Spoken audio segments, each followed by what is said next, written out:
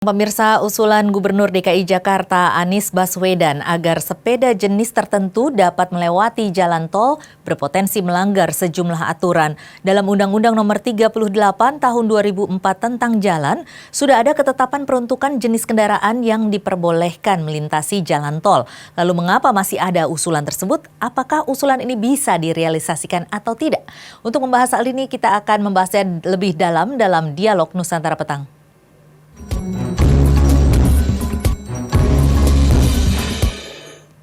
Pemirsa, sudah bersama saya Bapak Dr. Kazali Situmorang. Beliau adalah pakar kebijakan publik. Selamat sore Pak Kazali. Selamat sore, mata saya. Iya Pak. Pak Kazali, ini ya. lagi rame rupanya ya Pak ya, bahwa Pak Gubernur Anies Baswedan mengeluarkan usulan untuk pesepeda boleh memasuki jalan tol. Bagaimana Pak? Jadi nampaknya Pak Gubernur ini mencoba mengganti suasana. Mungkin selama ini asal ketemu gubernur cerita COVID aja kan, cerita 3T, 3M ya kan, tracing, testing, treatment, ya kemudian masker, ya mencuci tangan, menghindari kerumunan. Nah sekali ini dilempar isu soal road bike ini ya, yang mau masuk tol.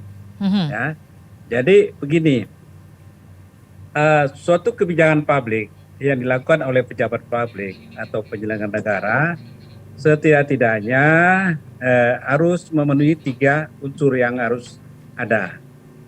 Pertama adalah kebijakan itu ada alas hukumnya, ya dasar hukumnya ada, sehingga keluarlah kebijakan yang sifatnya kebijakan itu mengimplementasikan alas hukum itu atau dasar hukum itu.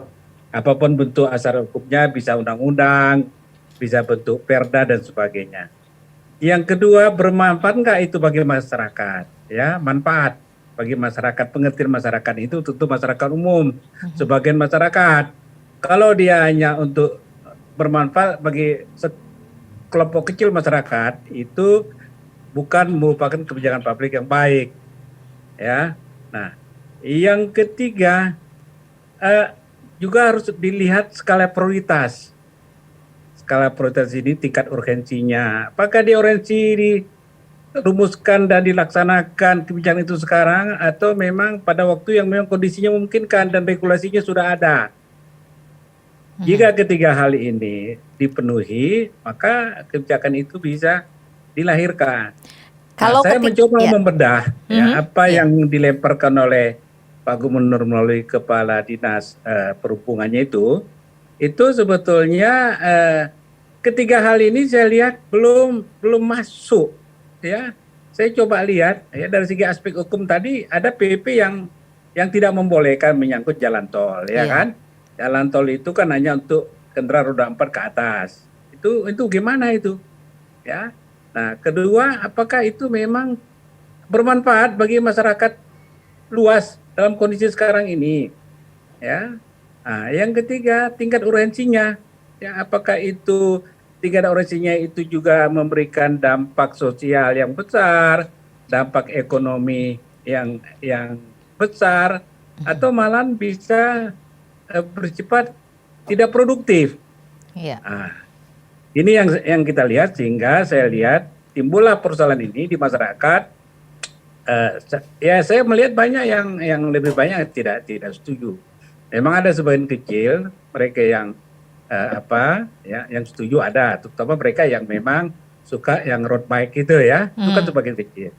Tapi soal budaya bersepeda itu bagus. Saya juga melihat kecenderungan dalam suasana COVID ini memang semangat masyarakat bersepeda itu cukup tinggi. Saya tiap pagi jalan itu 2-3 km jalan pagi, saya lihat itu yang naik sepeda baik anak muda maupun orang tua ya, dengan jenis sepeda apapun ya, mulai dari yang canggih sampai sepeda ontel itu juga memang mereka bersemangat. Tetapi kan jalan-jalan untuk itu kan sebetulnya ada, tidak harus mengambil jalan tol. Di Jakarta itu banyak jalan-jalan yang bisa diatur sedemikian rupa sehingga dia betul-betul dapat digunakan. Yang ketiga, jangan terkesan kebijakan ini eksklusif. untuk hanya kelompok kecil orang saja. Kalau untuk sepeda, semua sepeda dong. Jangan ini diutamakan masuk tol ini sepeda yang berkecepatan tinggi, yang memang pengebut-pengebut segala macam. Kalau dia terjun nanti dari jalan tol, tol itu rata-rata yang tol kota itu kan tinggi-tinggi tuh, Iya. ya kan? Sempat nanti Jadi ada dari aspek kecelakaan keselamatan bebas. juga sudah tidak ini ya, tidak memenuhi ya Pak ya dari aspek keselamatan. Iya, terjun bebas dia. Karena di rombongan ada yang di depan kecelakaan beruntun terlempar dari jalan tol, itu kan menjadi persoalan. Belum lagi kaitannya dengan lalu lintas lain yang terganggu yang juga sudah memang jalur jalannya masing-masing. Lagi pula ini inilah, tren-tren saya seperti tidak melihat persoalan ini secara yang sifatnya subjektif. Saya coba melihat secara objektif bagaimana sebetulnya tingkat urgensinya.